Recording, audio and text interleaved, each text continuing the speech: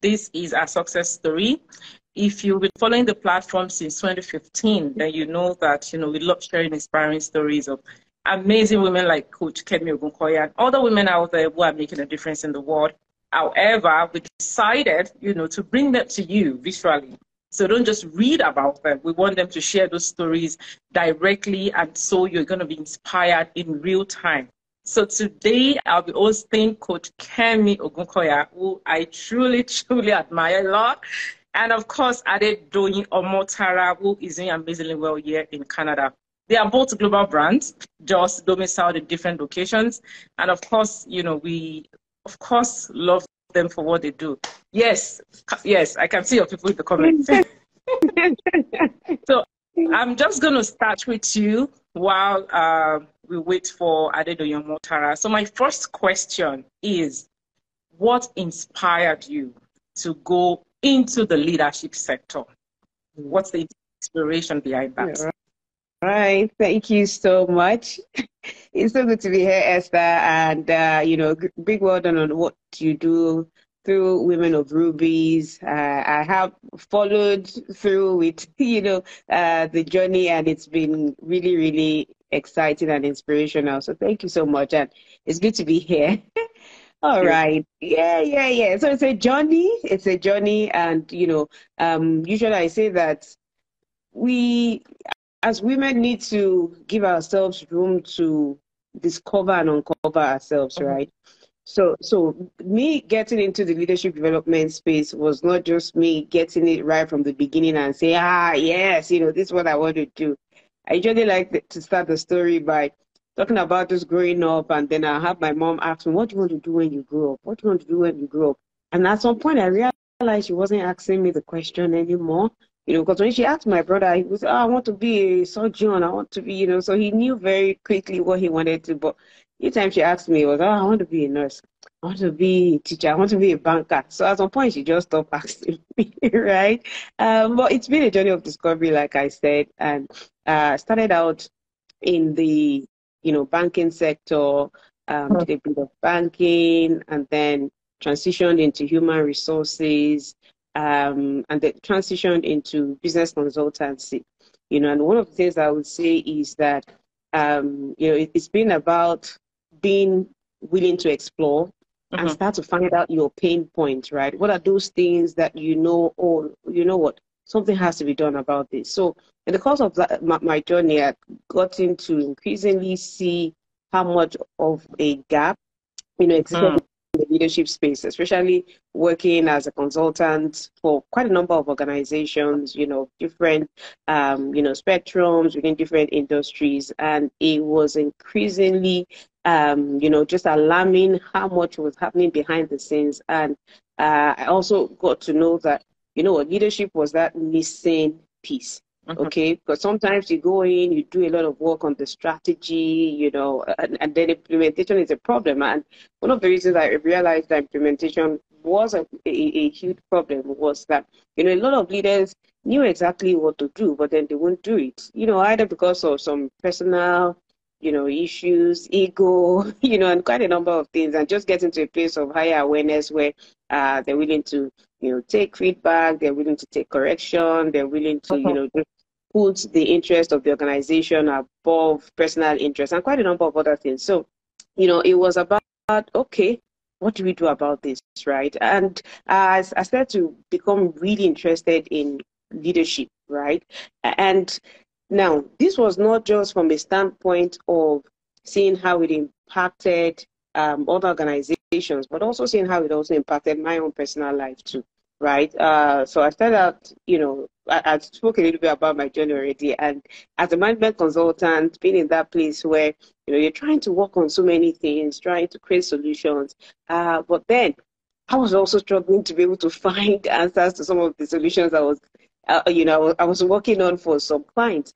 And then I realized that it had to start with self, right? I remember one of those times I was sitting down, just upset and frustrated. I'm like, okay, so what's happening? And then it dropped very strongly in my spirit that you cannot become better at what you do unless you become better at who you are.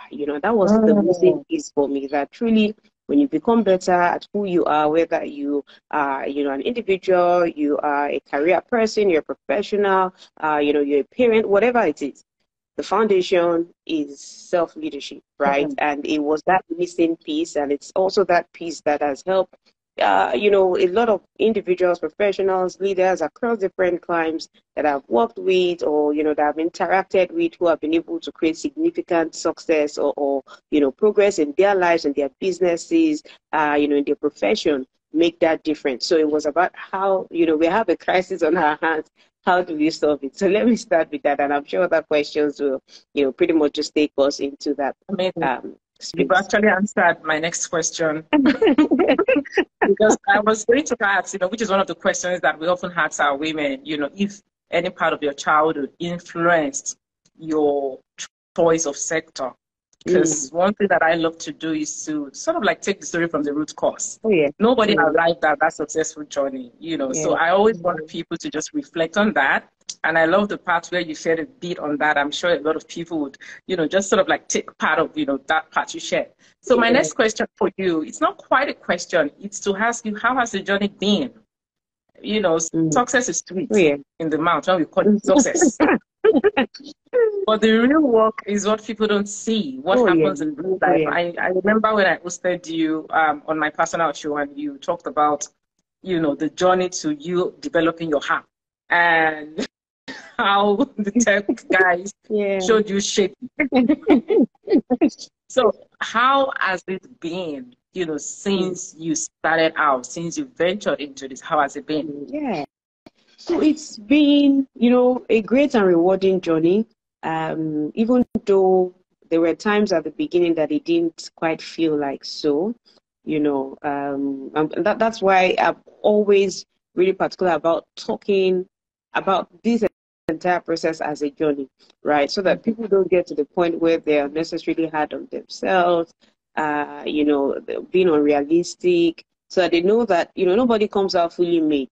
Okay, nobody comes out fully made. You go through a journey of evolution. So when I started out as a leadership development strategist, of course, the space was occupied, right? If you know what I mean. And it was all about being able to have a clearly defined vision about, what this was all about, and also understanding that it wasn't about the short, quick, easy gains, right? Because a lot of times we almost want to focus on that because of what we see around. So people are quick to, oh, you know what, let me start, and then, 2 months down the line, 6 months down the line, the energy starts to fizzle out, and then you're like, okay, so how did I get here? So I'll say it's the journey that I've come on, that I've given myself room to evolve, room to learn, room to grow, room to try. I say that I'm someone who is never afraid of failure, right? And not because, you will not experience or encounter things that will hit you right in the face. When I started out my business, of course, lots of excitement, you're like, oh yeah, this is what I'm going to do. And then 2 years down the line, I was back home, right? I was broke, I was frustrated. I'm like, okay, let me go and dust my CV, right? Let me respect myself and just, go and start looking for work. But then, I realized that it wasn't the sprint for me, right? It wasn't the sprint. And it was important that I asked myself, okay, what were the things that happened? What were the things that went wrong? And that was a journey of leadership. It was a journey of personal leadership. It was a journey of understanding. You know what? You have to first know yourself. You have to first understand yourself. You need to understand, what is unique about you. You need to understand your strengths. You need to understand what your own growth areas are. You need to understand what your motivation are, right? You need to understand what your traits are. You need to understand, ordinary things that can trigger you and cause certain type of behaviors and all of that. And with that, just going on that journey of being able to fail forward, right? Failing forward, I see each encounter, each obstacle as lessons where I'm asking myself, not, why would I do something like that? It's about what can I learn from this? What can I learn from this? I'm not being afraid. I'm not afraid to try anything, right? I tell people, I say, because people ask me, so Kemi, how are you able to have ideas and then, do it and then sustain it? I said, because I'm not afraid to fail, right? I'm not afraid to fail. If I truly try and I'm asking myself, is there something else I could have learned from this? Is there a reason why it didn't work? I would take those lessons and try again. So I'm not afraid to fail. Right? And I think whoever wants to succeed in any endeavor has to come to that point where they need to have a relationship with failure, right? You need to have an interesting relationship with failure so that it's not something that would ordinarily set you off. It's something that will come to, we will converse, like, how did we get here, right? What do we have to learn from this? And these are some of the things that have significantly, made an impact for me. I've also been able to, through the journey, been able to stretch myself to learn skills. Okay, so in those times when it seemed like, things were not so great, things were rough, I've developed skills that could help me, just close the gaps. Okay, so when you're dealing with, imagine starting a business and then you're even like, okay, how do I even start to, pay for website designer? I wasn't so fluid at that point. So it wasn't like I had, all the resources to employ everyone that I could. I had to learn some of these skills. Okay. Now, guess what that did for me? It put me in a place where, I was so resourceful. So it wasn't like, there's nothing you want to come and tell me and give me bobo. Okay, yeah, my hands are dirty. But then through the process of transition, it was also important that I also did not stay too much in those spaces, because a lot of people struggle to now get out of, just being in the hands-on space. So those are some of the things that have brought us this far. I'm not afraid, to fail. I'm not afraid to learn. I'm excited about learning. I'm excited about trying new things. I won't be the first to criticize my idea and say, what, stupid, it doesn't work. No.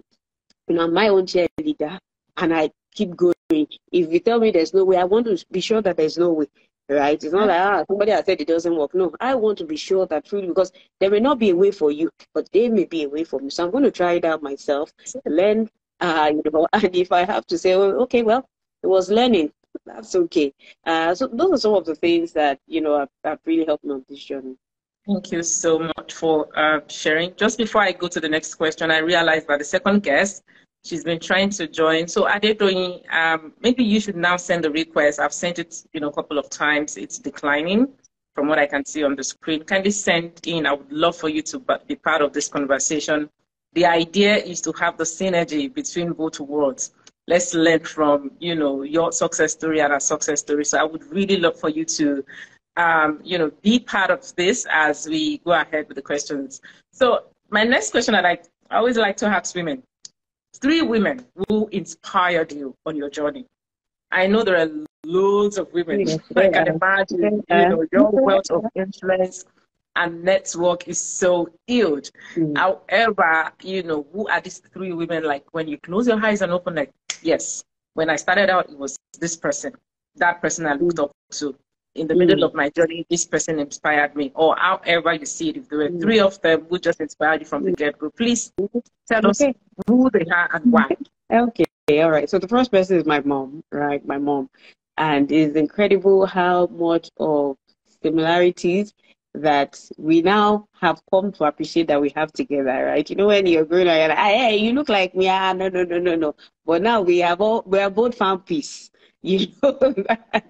that we look so much alike. And a lot of the things that I am today and that I do are things that I have learned from my mom in terms of having very strong values, in terms of being very resourceful, being very energetic, being able to work incredible ethics. Those are things I've learned from my mom.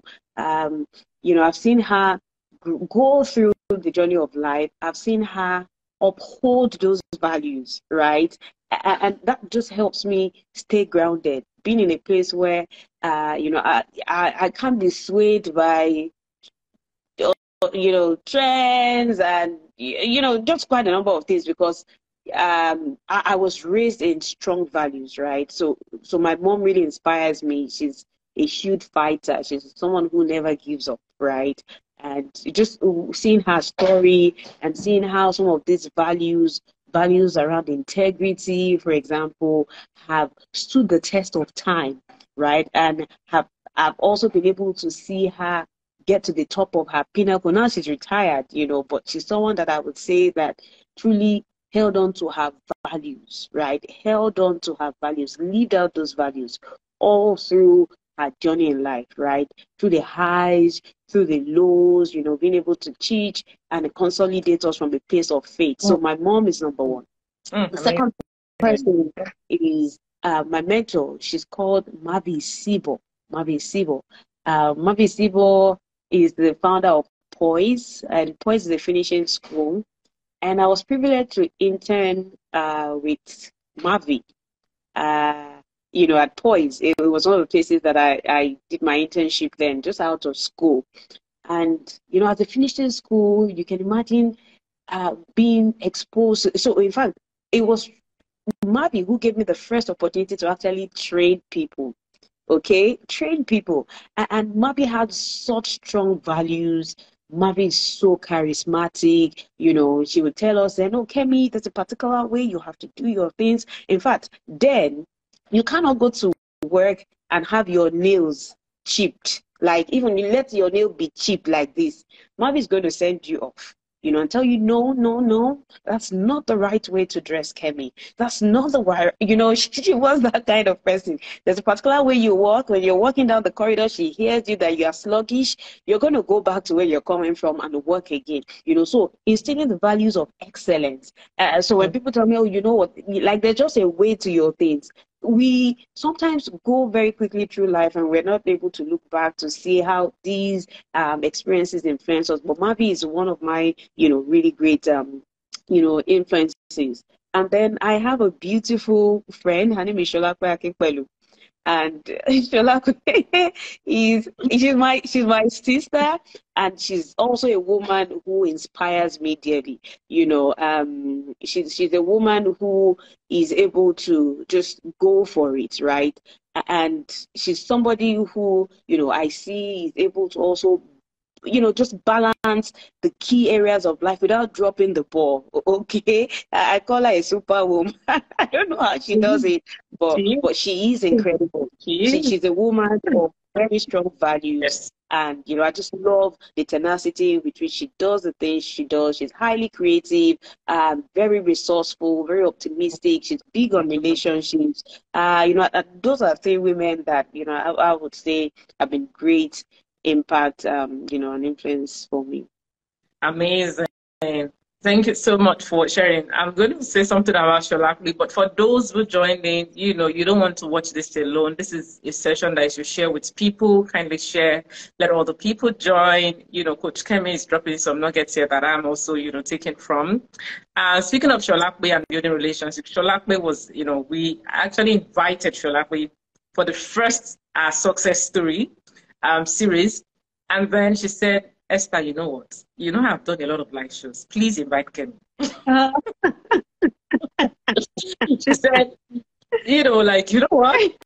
And, you know, past Kemi is, and then she sent us that fantastic, you know, value of you. I'm like, this is sisterhood right there. And that's the way it should be. So when you mention her name, that's the green that I had, like, yes. You know, it is a balanced relationship. Yeah, and I like that, you know, because you didn't even know she mentioned you. You know.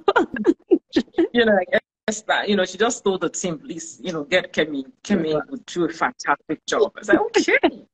You know, and that's one of the, you know, spaces where, as a media person, I've always been, you got to understand that some no's are not no's. No's are also opportunities in disguise. You know, this person is saying, I'm not available. You know, not like I'm not available, but listen, my friend is also hot like me.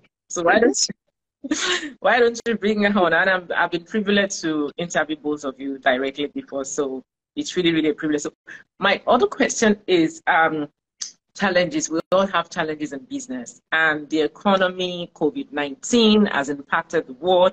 I was speaking with a colleague the other day. I said, I believe that we're still healing from the impact of COVID-19. Absolutely. The only problem is that a lot of us, on different side of the world, we're just used to the brush, rinse, and get up and move. So how have you been able to navigate, some of these challenges that pop up in business and turn them into something favorable for your business? Yeah. Okay, all right. Great question. I absolutely love that question. And, I would explain why I love that question, because we need to start to see the opportunities and obstacles, right?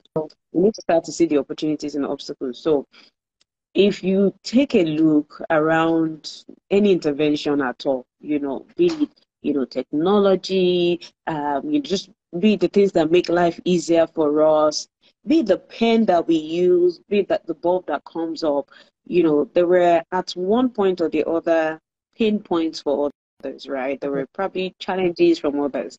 When we look at even the COVID-19 in itself, for some people, yes, we don't like what happened. We don't like that people had to die. People got sick, how it impacted businesses all over the world. But right there, in the middle of the storm, right, were some unique opportunities, right? There were some organizations that blew out of nowhere, right?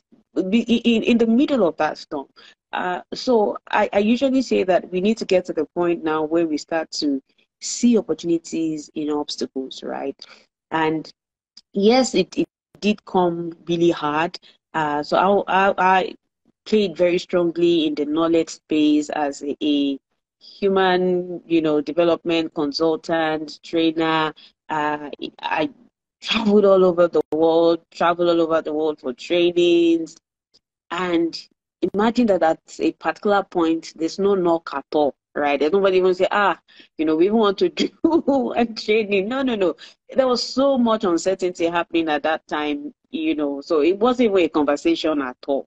It was until, people said okay, let's learn how to live through this. Let's learn how to support our people through this. That was when we now started having conversations around, okay, let's have a virtual training, right? A realization about, okay, how we can turn all the mess, still bring out some message out of it. So it required that level of, realignment, reawakening for a lot of organizations. So it actually did impact us too as a business.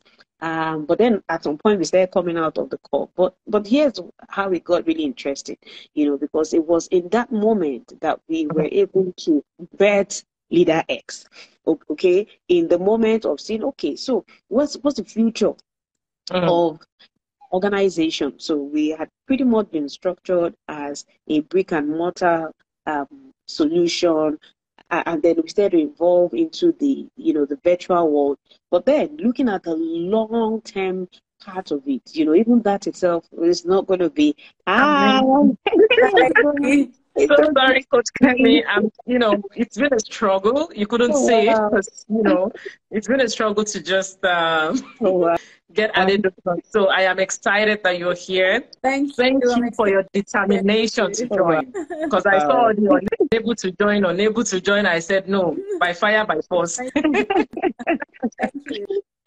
So thank you so much. I'm going to introduce you very briefly. I would love for Coach Kemi to finish what she was saying. Thank you.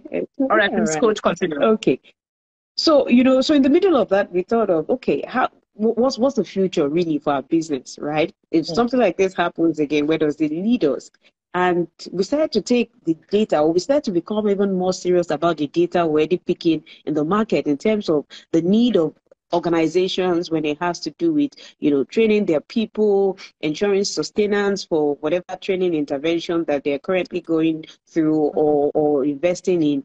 And even you know, the approach towards leadership development or personal development that was already challenged by time. There was the financial constraint, there was access constraint, and in all of that, we were able to now see that, you know what, through technology, we can actually, you know, provide a solution for organizations and individuals to leverage and develop their leadership skills. So in the middle of all of that, right, we could still find opportunities that presented itself. So I usually say that let's, you know, stop obsessing unhealthily, you know, with challenges and obstacles, but then let's pull back, tap into our resourcefulness.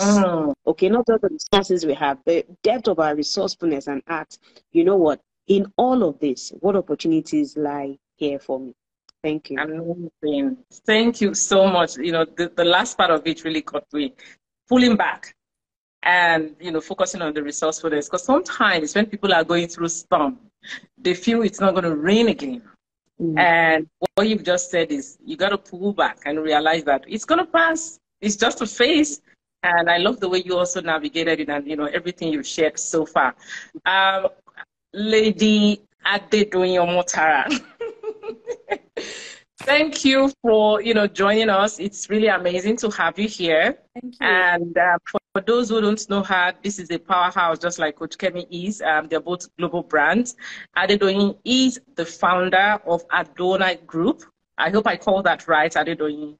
And, you know, she's a woman who is bringing other women together. Speak of women supporting women. In Canada, she's one of those women who is bringing, you know, that sisterhood. She keeps it going in Calgary. And she has this hub where women come together to showcase their businesses. And that's really powerful.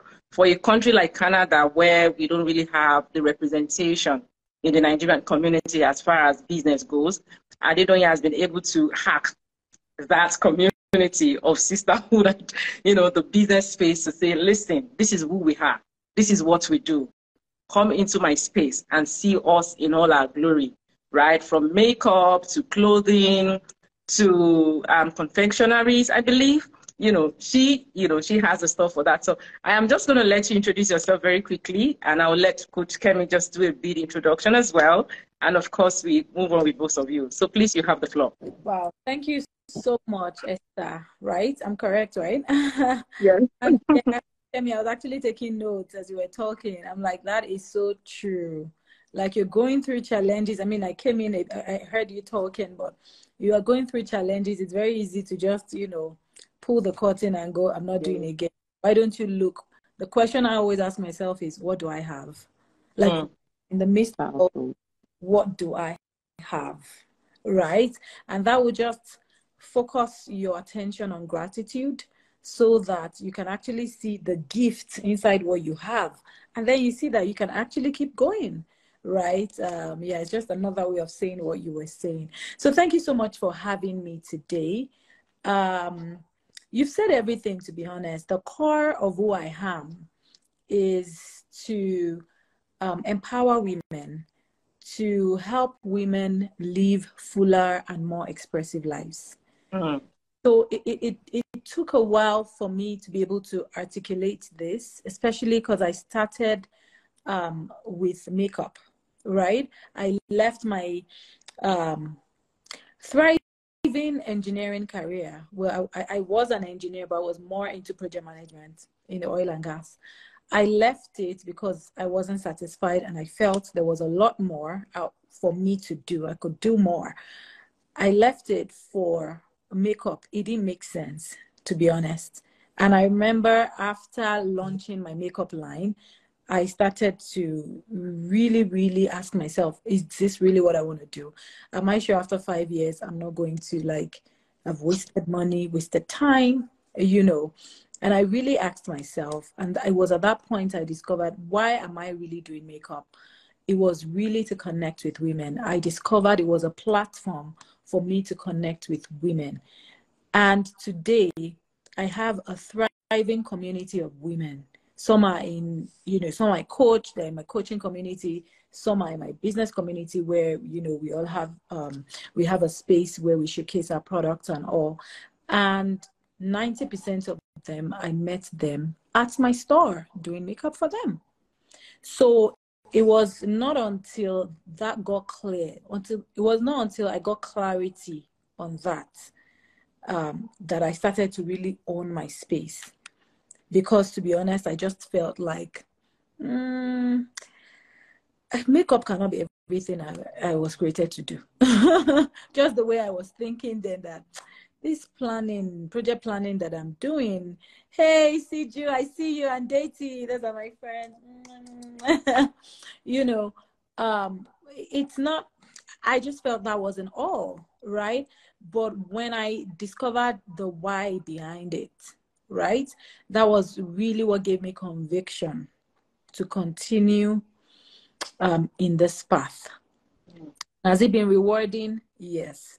Has it been challenging? Absolutely yes. There are times I'm just like crying, like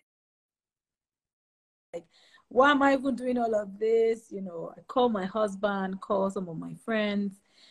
But what keeps me going is exactly what I said earlier. What do I have? Right?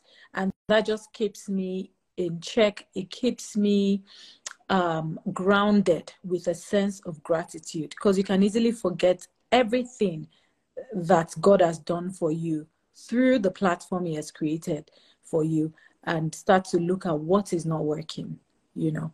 And really, that is what keeps me going. I hope that was a good introduction. Well, yeah, you actually answered, you know, some of the questions that I asked Coach Kemi as well. Always done that. Yeah, Even I mean, it's okay. It's supposed to be a balance. When I do interviews at work, they ask me one question, I answer all the questions they intend to ask, and then we start to do. Okay, thank you for the heads up. Like, so my next question. How many children do you have? All right. So my next question very quickly is, you know, we want to know a bit of, you know, how your childhood influenced you to go into makeup. Coach Kemi had earlier shared our own experience as well of our childhood, you know, influenced us. So very briefly, kindly share with us, you know, what part of your childhood do you think influenced you to be this woman you are today? Okay, so I'll flip that question a bit, because you said what part of my childhood influenced me to do makeup. I talk more on what part of my childhood really influenced where I am today. More of that than makeup. So I always give most of the credit to my dad because we are mostly girls in my house. My dad has one boy and 7 girls, so you can imagine. But we were never raised to think, oh, maybe a boy is better, or there's something you cannot achieve. My dad would say, none of my children can be dull. Like, you come home and you're like, oh, daddy, you didn't do, like, why didn't you do it? You didn't read. You cannot, there's no dullard in my lineage, right?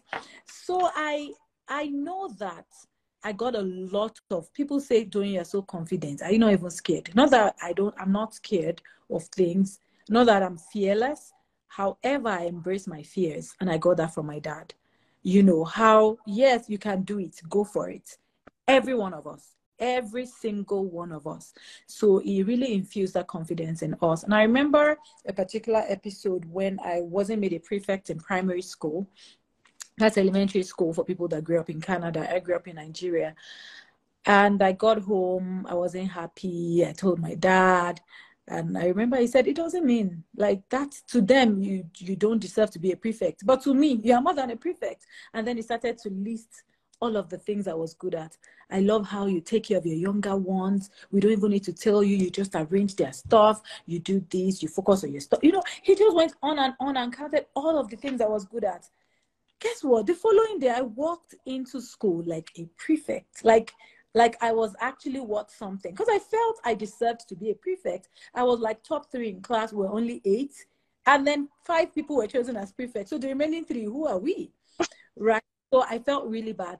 But then the following day, and that has really helped me in life. So even if people are saying things, oh, yeah, she's doing well because, or, you know, people bicker, right? Even if people are saying things, I learned to focus and just focus on my strengths. So that I always remember. And I was only 8, I was 9 when this happened. But I always, always remember that. And even there's so many other episodes, but that particular one was like the first major episode of just building confidence. Like, yeah, you already made a prefect, but you know what? You can build your own table. You can be a prefect by yourself, by being responsible, by, you know. So I would say a lot of the confidence that I have is because my dad helped to build that confidence. And of course, the God confidence is there as well, knowing that I can do all things through Christ who strengthens me. Now, going to makeup. Makeup wasn't something I saw people around me doing. If you've seen my mom, she's not even like, she likes beauty though, but it's not like she has time to be doing it. She's not like all these socialites. I have sisters that don't wear makeup at all. In fact, majority of my sisters are not interested in makeup. I had to force one to do a photo shoot because she was turning 40. Yeah, so they are not. But I noticed that since when we were young, when we wanted to do photo shoots, I always just wanted everyone to look like put together. So you see me putting Vaseline on my eyebrows just so that it stays, you know, just things like that. And they'll be making jest of me, and then I'll put white powder, and at times it might be too much, and they'll make jest of me. So I knew I'd always had interest. And I remember also in secondary school, that they call high school here, there was at some point, I think I was in like SS1, I just said, you know what? I really want to start wearing red lipstick. As soon as I finish school, as soon as I finish secondary school, that's the first thing I'm going to go get a makeup kit, and it will have a red lipstick. And then somebody was asking me, you? And I'm like, yeah, because I just feel it to add to my confidence. So I didn't pick makeup from anyone. It was just something that I just loved. It just came upon me. I just love it. In fact, I'm the only girl in my family that doesn't know how to make hair. Everybody knows how to make hair, but I'm the one that loves beauty the most. And it just came naturally. And it took me, you know, I got into my 30s before understanding why God put that interest in me. It was to connect with women. Like, if you are into beauty, you would know. Your clients are your friends. They are your friends. As they're doing their makeup, they're telling you that they're angry with their husband and their child did this. Oh, you have a daughter too, or you have a son too, or you connect on a different level. It's not a high tension environment. It's a relaxing environment where they just want to, you know, air everything out. And when I discovered why I was doing that job was to connect with women so that we can do something deeper, so that we can bring out the best in them, I just got conviction. And I was like, I'm doing this.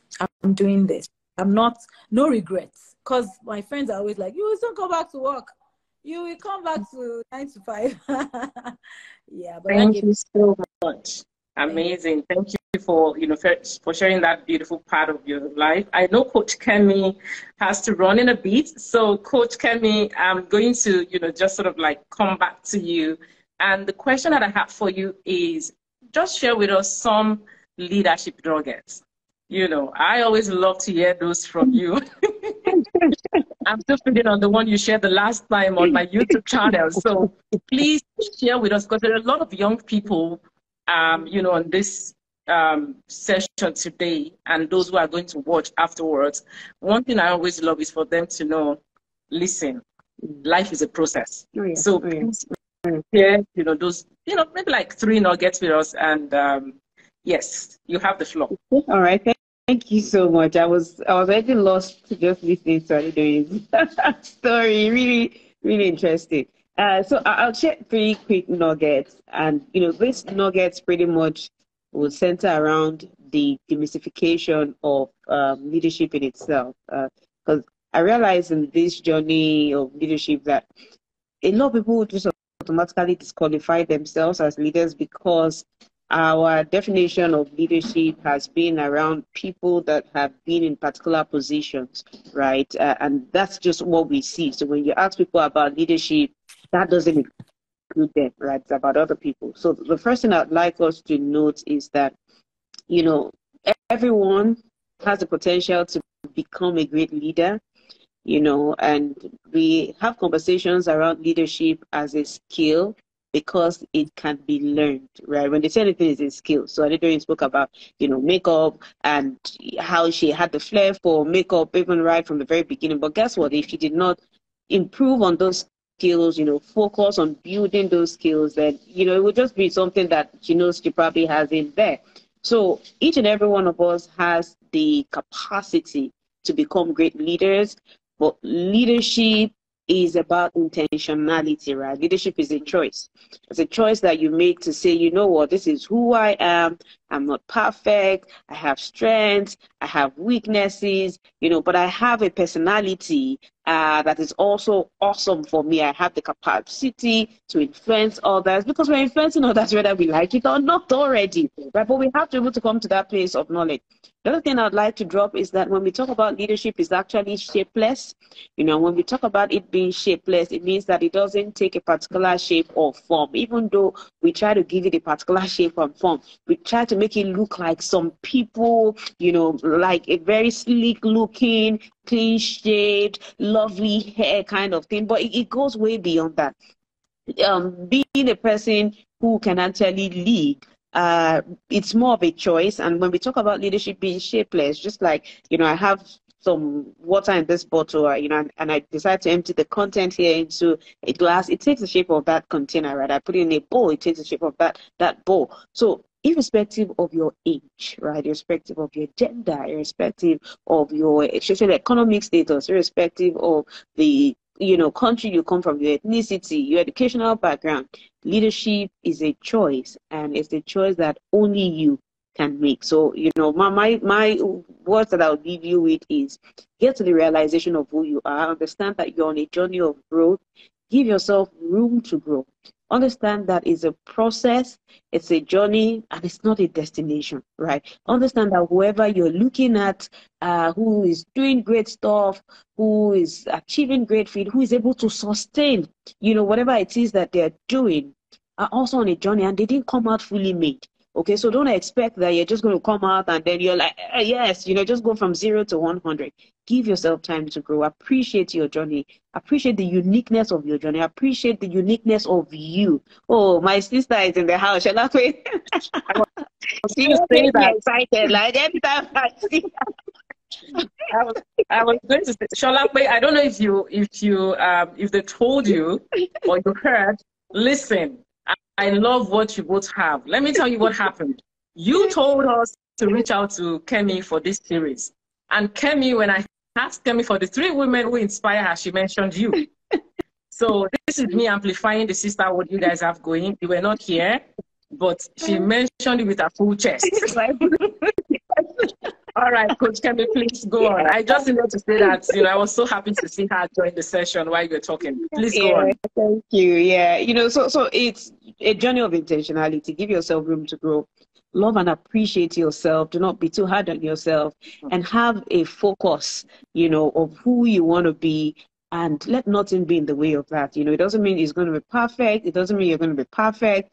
We're not on a journey of perfection, right? But we're on a journey of progress. And every step you take every day, you know, just moves you closer to where you want to be. So please, you know, just be on your own journey and appreciate your journey. Thank you. Thank you so much, Coach. Can I compliment what you said with give yourself grace, as much grace as possible over and over again? You know, thank you very much for your time today. I wish, you know, we had Adedoyin from the beginning. You know, you had told me that you've got to run. Yeah. So thank you so much. I'm just going to take it on with Adedoyin and continue inspiring women.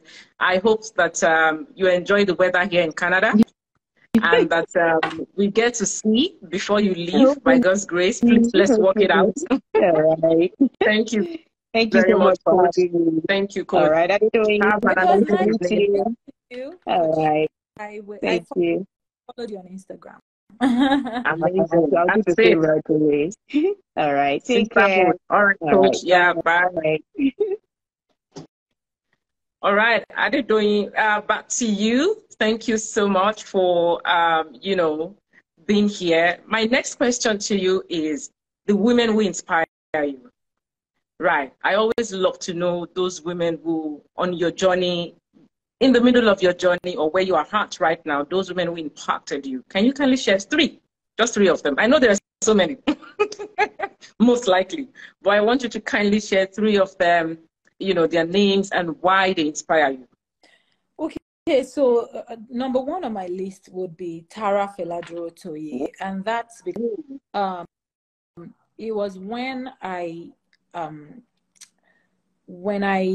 connected with our studio when I was serving in Lagos, was when the idea of, wow, maybe I could do this came to me. You know, I'd always just done makeup. But then I went to a studio and I'm like, oh my God, she has all these products and things. Wow, how did she even do it? Who is this woman? And to know at that time that she was only in her 30s, I'm like, what?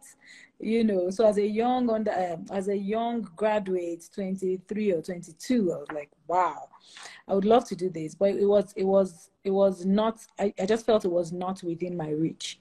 However, a couple of years later, when I now had more exposure and I saw, oh, maybe I could actually do this, I went back to her because she had always been, and I'd left Nigeria since 2009. So fast forward to 2015, I went back to looking for a page on social media and all. And I just liked the way she had built her business. It wasn't around her. That was big for me.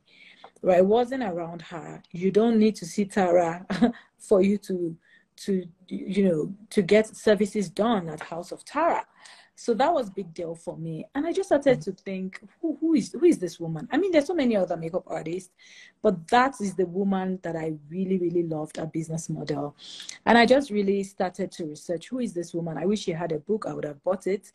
But then I just followed her bumper to bumper. I remember when, what's her name?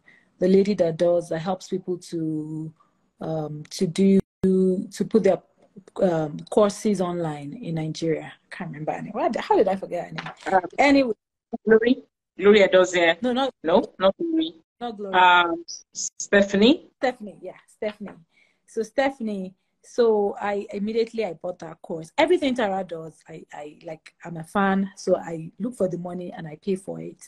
And I just started to know her more. There was a time she started blogging on her site and I started to understand, okay, these are her values. Okay, that's why she thinks like, I just saw a lot of similarities in us, even till date, even up until the kind of person she's married to. When I listen to them talk about marriage and how they are in their marriages, I just feel like I'm just a younger version of her. And, just in a different environment, understanding fully well that a different environment requires a different strategy. But she's the one that really inspires me up until today. And I would, I look forward to when we'll have a good chat together. Yeah.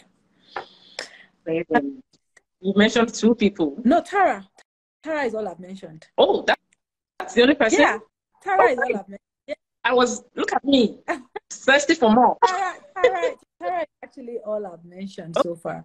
And the person that really inspires me is my mom. Oh, and what inspires me is my mom doesn't look at anything negative happening. So all of the things I was saying about, what do I have? What's the gift in this? That's how she is. That's how she lives life up until today. Since when I've known her, you see challenges all around and she's focusing on the good thing. And I've just seen how she has become, so successful in her own space just by focusing on gratitude. Like, I think gratitude is underrated. Because people just think, oh, it's just saying thank you. It is not just saying thank you. It is thinking and focusing on that thing that is working, and just being appreciative of it, such that you start to see when you appreciate something, you start to see, it's just like appreciating maybe your children. You start to see them in another light. Oh my God, you're so. So they start to, really, really glow, and you start to. That's exactly what happens. So I've learned that from my mom, and no matter what, things can weigh me down where I'm crying, but I just stand up and I'm like, what do I have? So I learned that from my mom. And there's so many people that inspire me, actually. I can imagine. Is my pastor's wife. Okay. About women. If men were involved, I would have said pastor's wife and pastor, the two of them. They're a young couple that understand their mission and vision and you know, they have owned these leadership skills that I really admire. And I just feel humbled to be serving under them, right? Because it's like, I'm just like, this is such a cheat code because I'm learning so much, even from their way of leadership. I'm learning so much from them. And, you know, just the woman, she's very, very resourceful, you know, and everything she does excellently well, you know, and how they can just, you know, outsource things and just go, you know what, I trust you, you do it. And even if you fumble, they still got your back. So I really the inspired leadership. God bless them. That's beautiful. And you know, what are some of the challenges you've experienced in your business? It's one of the things that I love. Yeah, I mean, just share a few of them and how you were able to navigate, you know, those challenges and turn them around into, of course, a beautiful story today. So the very first challenge that I had with my business was my mind. Like, you know, just thinking, can you really do this in this environment? No network, the population is not even there. You have to, there's a way to connect to Canadians, you know, just so much on learning and just so I had to get through that battlefield of the mind that, you know what, I can do it. I'm going to do it. I'm going to start it. I will see whatever needs to be done. However, we need to refine things, we'll keep refining things. And that has worked for me over the years. Where we started is not where we are. We are way far ahead. There were some goals I had that had to change just because I started to see and understand who my tribe truly were in this. Yeah.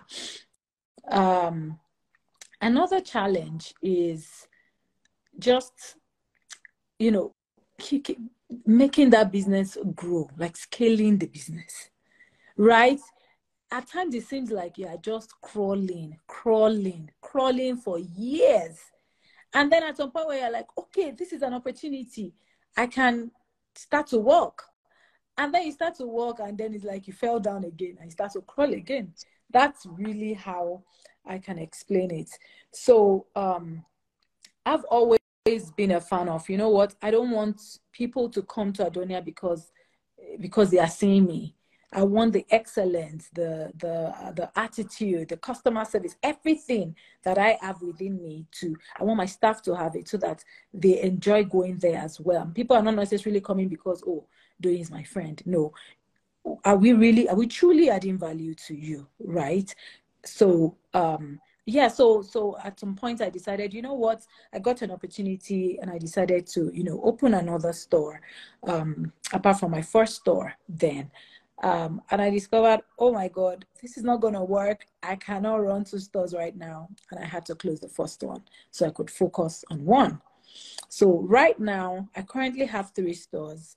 And this is like teething period. This is like the first 6 months after opening an extra 2 stores. And it's been a very challenging year. And I'm in the middle of also just thinking, how can we make this work? What do I have in all of this? And how can we make it work so that I don't get crippled, right? Yes. Amazing. That's a powerful one. And I love the part of the self-reflection. It means that you're very, very self-aware. In business, a lot of people are not self-aware. They just keep going. Challenges, everything all will join. And then they get to that breaking point where they have to drop everything. So I love this stage you are at and that the fact that you could share that with us. But with your energy, I'm very positive that the stores are going to do fantastically well. Amen. We've seen your work so far. Right. So I just want to, there are a lot of young women out here who want to be inspired or are inspired by what you do. Right. Can you just share from your experience some success nuggets with us, for these women, for these amazing sisters who would watch this when we post it, to let them know, like I told Coach Kemi, that success is a process and a journey? Okay, that's a very good question. And I think the first the first nugget I would give anyone is learn to fall in love with yourself, who you are, like who you are. Be dazzled by who you are. Because it attracts a certain kind of energy, right? It attracts a certain kind of energy around you.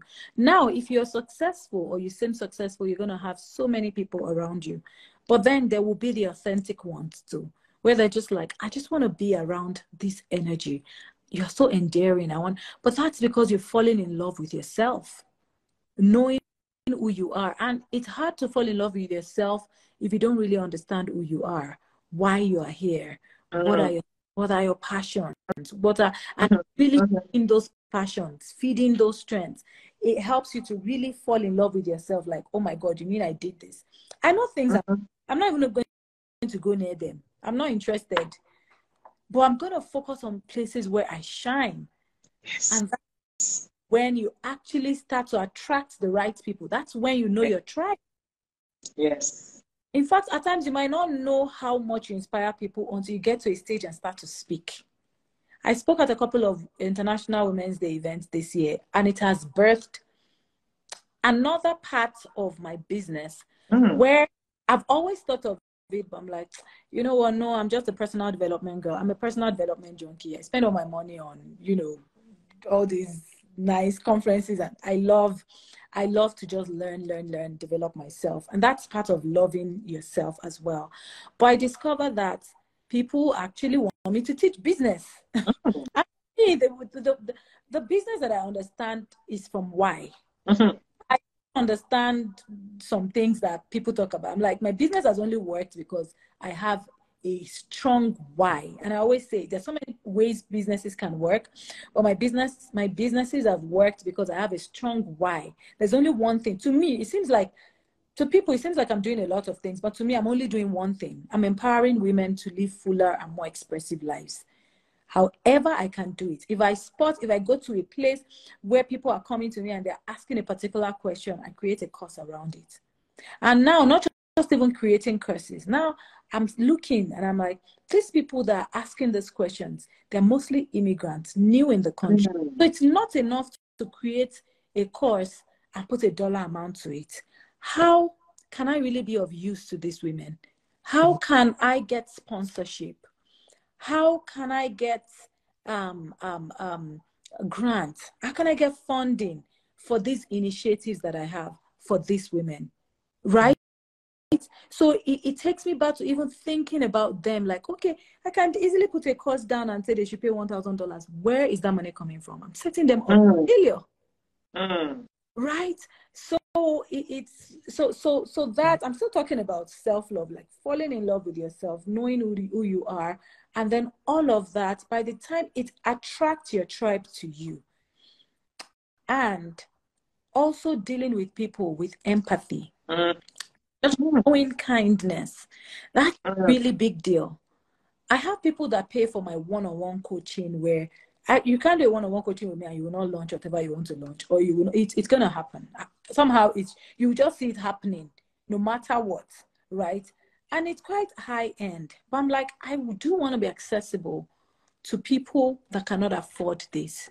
To the few people that can afford it, fine. But to the people that cannot afford it, how can we make it happen? And that's where empathy and kindness and all of it takes a while to put together grants, to write proposals. I'm like, I'm gonna do it for my people. Yeah. Right. I like that empathy part that you shared. And that's because I'm very, very heavy on empathy as well. I always tell people I have to choose a person who, show me the empathetic side of them than the person who shows me their wealth. Thank you. That is because you can have so much money and be a nasty human. I don't want to be around you. But if you have both, then that is grace speaking. So I love that, you added that. And I think it's something we need to continuously preach for personal development. Yeah. It's not about buying the courses, listening to amazing, women like Coach Adedoyin, but also you looking into yourself to say, who am I? Yeah. Am I a kind person? When people are not watching, am I truly a good person. So I love that, you know, you had it that. So speaking of your business, right? I remember I watched, I think it was CP24. I can't remember. One of the Canadian TV stations, you know, they came to your store, Okay. Yeah. and you had, you know, the other sisters who Yeah. had, you know, stores in your store, you know, shared the story. So I want to ask you, how did you get to the stage where you were able to identify? You talked about tribe. You know, did you just see to say, okay, you and you and you can come to my store? Or, you know, how did you arrive at that stage where you were able to bring these women together? So it's what I've always had a heart for. The very first online course I did for people, there were 8 that registered for it, how to launch a beauty product in Canada. And it was during COVID. And after a lot of them got the information, you know, they were able to launch and all. But then they were like, how do we sell these things? I'm like, marketing and selling is a whole different ballgame. We are all still at it. But guys, if you want a space in my store, I can give you some shelf spaces. And that was when I started, you know, creating shelf spaces for women. So I remember at that time we had Liftco, we had Elera Beauty, we had Areli Beauty, we had Celestina Scents. You know, I had all of this. So I cleared an area of my store, removed some of, because a lot of my products we sell through services, so they don't all be out, right? Since the samples were there, so each person had a shelf space, and I just felt I was doing my own quota, you know, to help these women. And then I started seeing other people wanting to come to the store. You know, somebody selling maybe food, clothing. And I'm like, how? This place is going to be turned to Mommy Market now. This is Adonia Beauty. You know, it was easy for me to do beauty because, but then anything outside of beauty, I'm like, no, people will just not take us seriously. They not even respect us, you know. But then after then was when I saw Black on Toronto. It was after all of that I saw Black on Toronto opened, and people were sending it to me. Oh, Doyin, look at what you're trying to do, you know. And I'm like, but I can't even do it the way Black on Toronto is doing it, because I have only a beauty store and it's set up for that. I know how expensive it is to keep renovating. And then I started seeing other collectives, you know, pop up just to support Black women. And I'm like, you know, this has always been big on my heart. So I just reached out to the same mall where I was and told them, you know what, I want to try a business model for about 3 to 6 months. Can you give me a space where I can use to try it out? And if it works, I mean, we're going to stay. If it doesn't work, yeah, bye. So I had that short-term arrangement. And I just, you know, we started in December. I made sure we opened in December. It was not convenient, but we opened because I didn't want us to miss the December sales. And then, in short, first quarter of this year was spent, 90% of my time was spent building the collective, you know, just putting out awareness, and then Black History Month, I wanted us to make a lot of noise. So I reached out to a few malls. One of them was a core downtown, which is a very beautiful mall. I just wanted to do a pop-up market there. And by the time we got there, I saw the beam in the faces of Black people, East Africans, West Africans, South Africans, everybody coming in to say, we need this. I hope you guys are staying. You know, that was just supposed to be a pop-up. We were not supposed to stay. And then I started to think, okay, because so the core downtown, it's mostly corporate people that work. A lot of them work downtown. So they're like, we're so happy to see this. Oh, this is such a breath of fresh air in this mall. And I just saw the beam on people's faces. And I'm like, you know what? This has to stay. So we started to work on staying at the core more longer term than, you know, the negotiation I had with the mall where I was. So we moved everything to the core.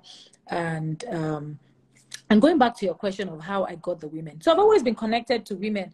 When women come to my store, we are either talking about what their passion is, their business. So I know so many people. People even launch their products in my store. There's nothing we have done in that store. We have done a mock Amala day in my store. Like, just so you know, my heart for the community, like it didn't go. Somebody started saying, do you not sell Amala? I said no. It was just, we wanted to do some video shots. And there was no other space but that space. So we just had to use it, right, on a Sunday. So I really, really love to support entrepreneurs. When people are talking to me about their challenges, what I'm thinking in my mind is, what can you do to reduce this person's pain right now? And I saw that because I had this CV of having been in the mall and all of that. I was able to approach this mall and they gave us a very good deal. And I just reached out to my community of women. Oh, please help me tell people we're recruiting for vendors. And some people will come, oh, don't, sorry, I can't afford it. We made it as cheap as possible, but then also for them to know that you need to put in something. If you're getting something good, if you're getting value, you need to put in something, right? And then work hard at it. If you have a store, I tell people, no matter where the store is not going to run itself. You need to do a lot of marketing to ensure that you're able to cover your overhead, you're able to cover everything. So it's not, so it's also building, for me, it's also a way of building people to see, okay, you really want to sell this product, then this is how retail works. Putting your stuff in the store is not even enough. You need to now send people to the store. You need to do your own marketing. You need to do events in the store. So I saw that it's even beyond just putting the product in the store. I had to put an education element into it, and saw those women as my women, where we're growing together and mentoring them, and we're learning on branding, on marketing, so it's a lot. And I know this is just the beginning, right? Absolutely. But it's excited. Has it been easy? No, there were some expenses I didn't think we would have that we had, but it's worth it. For me, I'm just like, there's no guile in my heart. I'm living my dreams when a woman makes a sale in that collective.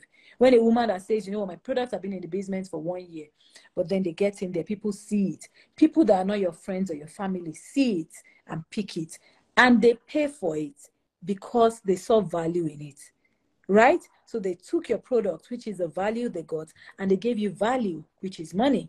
It's big deal. So I tell people, if this month you didn't even make as much money, did you at least make something? Then let's keep keeping on. Let's keeping on. So there's so much even around the collective that I'm like, they can't even pay for it. So I'm looking for sponsorship so that we can actually really, do it in a way that they're not just selling products, but they're also developing themselves and their businesses and their brand. Yeah. That's good. I can see Shiju Yusuf. Hey, Shiju. That's one of our contributors on Women of Rubies. So I'm like, okay, she must know you.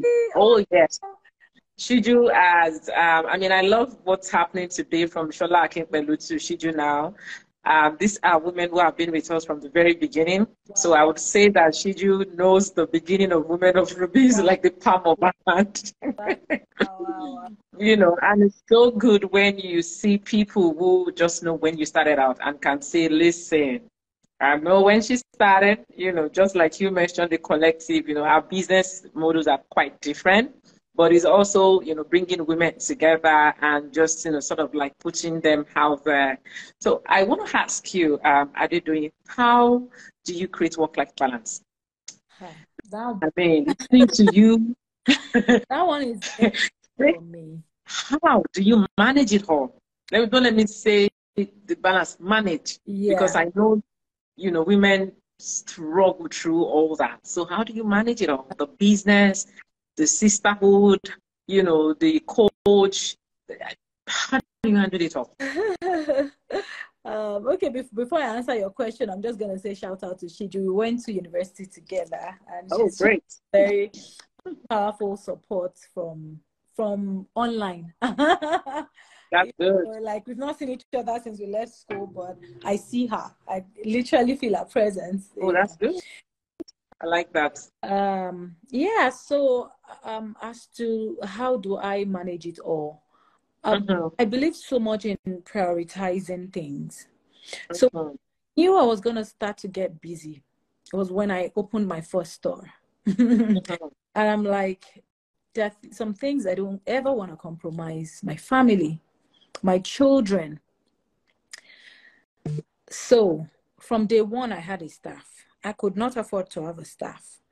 But the math that was working in my head was, doing, if you wanted to, you know, if you were working and all of that, you would probably have a nanny, or you have an after school program or before school program and all of those things for your children.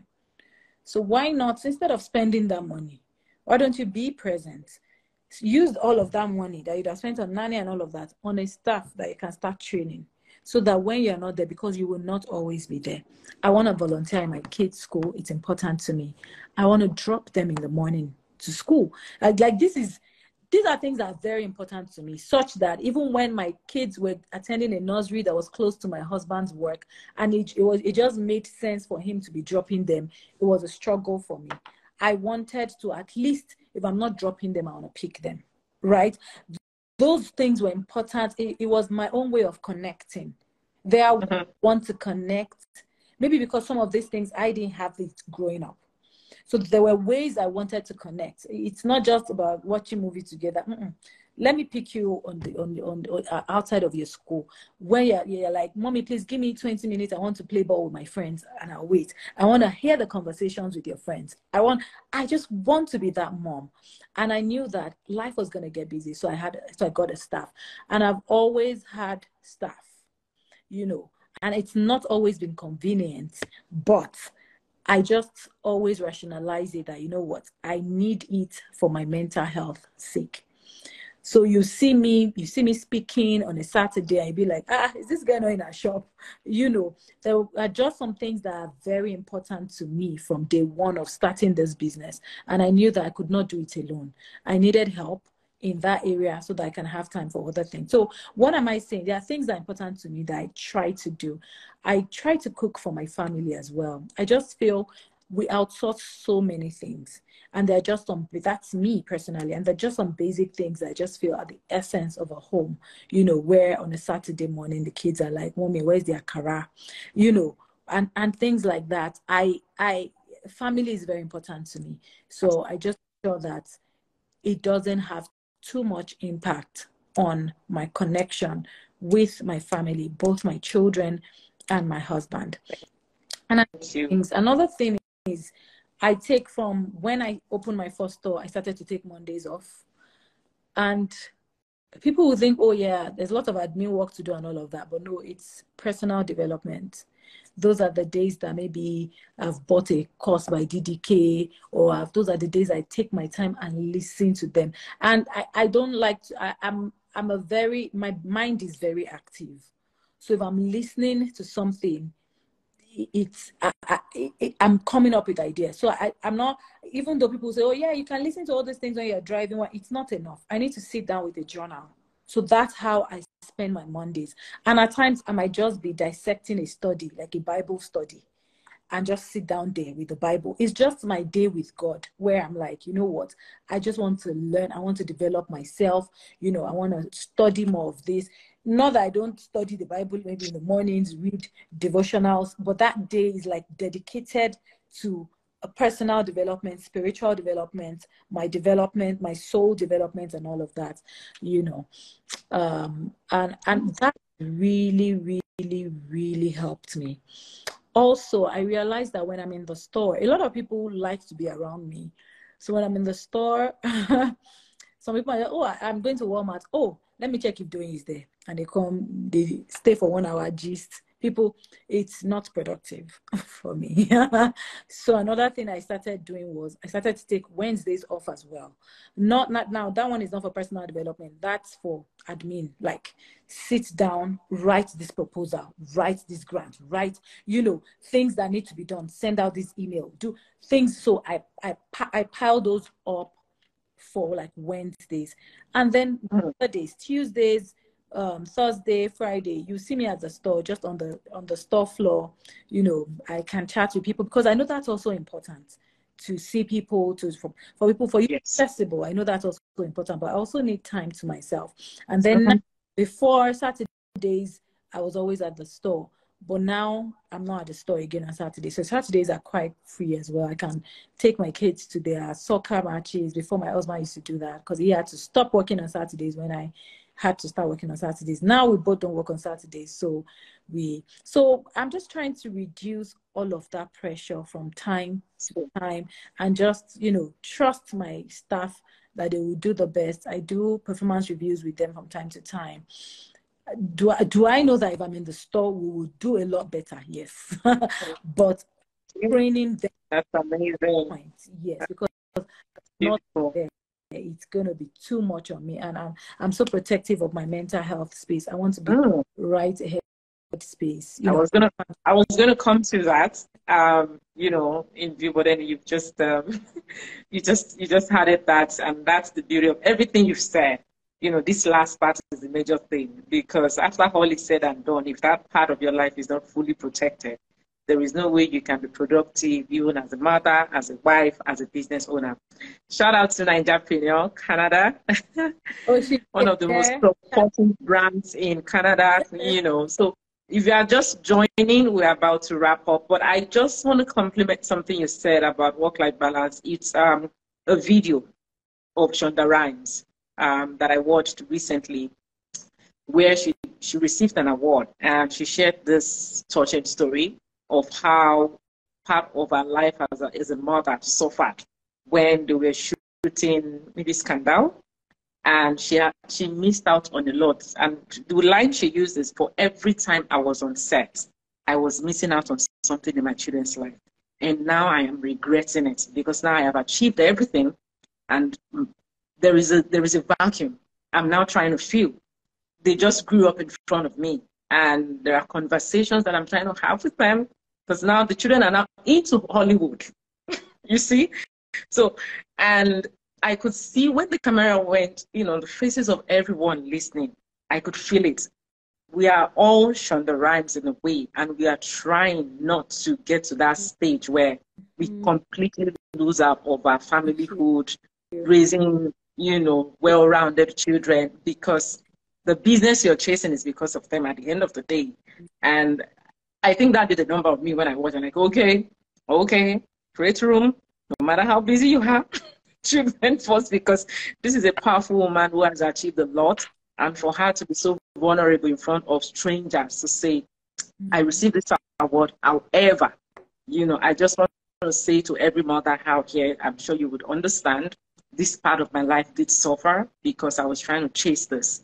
Wow. You know, and we don't get to see it when people make such sacrifices. So I want to say to you, thank you so much for the sacrifices you've made for your business, for holding the gap, right? And, you know, just holding it out there for sisters in Calgary. And one more thing, you know, are you open? I don't know, because some people might be watching to say, well, can I get my products, you know, to Adona? Is there, from anywhere in the world, Nigerian vendors who perhaps have products that they want to put in your store? Are you open to that? Yes, let them send an email to collective@adonia.com and take them through the onboarding process. Amazing. Amazing. Thank you. Because that just came to my mind for those who might want, you know, watch later. I'm like, what about me? I've got products. How do I get my product to Canada? So before we wrap up, Adedoyin, by the way, you share something with my mother. Oh, wow. I know. So I always love it when I see another Adedoyin. I'm like, yes. Oh. Yeah. So I just want you to final words for women who have listened to you in the last 1 hour, right? What are some of the words you want to leave us with this evening?